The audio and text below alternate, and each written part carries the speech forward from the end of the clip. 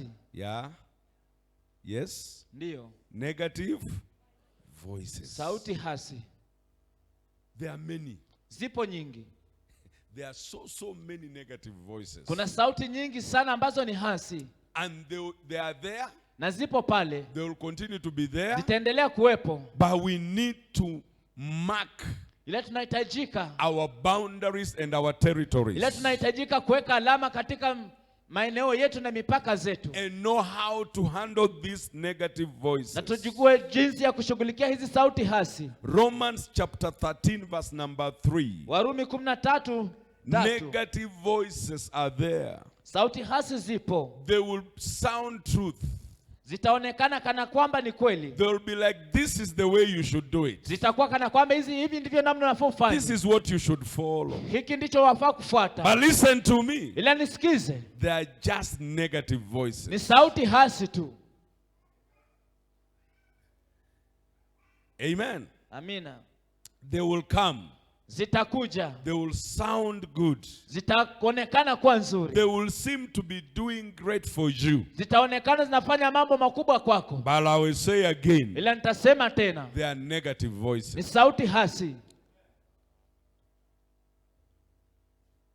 Let me see. Is it 13 or did I say time? Kila wakati A negative voice hears. sauti ya hasi nasikika. They will act.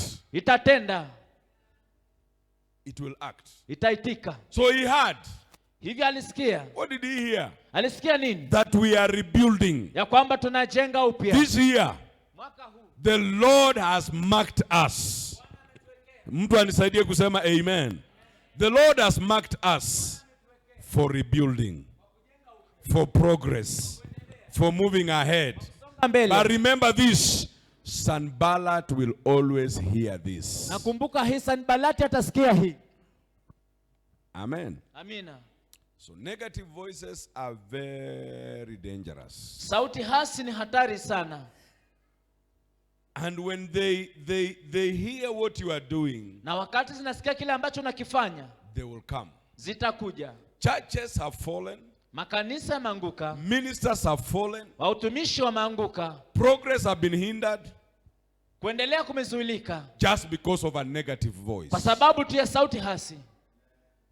It was there. Ilikuwepo. Even during the children of Israel's journey to Canaan. Hata wakati wa safari ya wana wa Israeli kuelekea Kanaani. It was negativity. Kulikuweko tuna uhasi. People were so negative. Watu walikuwa na uhasi mwingi. And that is why the journey would not progress as scheduled by God himself. Hivyo ndivyo sababu safari haikuendelea vile Mungu alipanga mwenyewe. So before his colleagues hivyo kambele ya and the watu powerful men of Samaria and said, what are these pathetic Jews doing? Can they restore it by themselves? Will they offer sacrifices? Will they ever finish it? Can they bring these burnt stones back to life from the mounds of rubble? That was negative voice. Hiyo ilikuwa ni sauti hasi. Amen. Amina. He said, he did it. And he said it.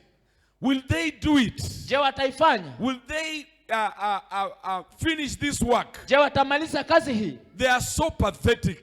Wanahuzunisha sana. They are Jews. Wayahudi. They are not even nothing. They are nothing. Wao ni bure. Will they restore? Je, watarejesha? Will they offer sacrifices? Je, watatoa dhabihu? I heard Mama say nisikia mama akisema that we will offer a sacrifice today. Ya kwamba tutatoa dhabihu leo. Sacrifices are very important. Dhabihu ni za muhimu sana. Why? Kwa nini? They speak on our behalf. Zinanena kwa niaba yetu. Mtu anisaidie kusema amen. Amen.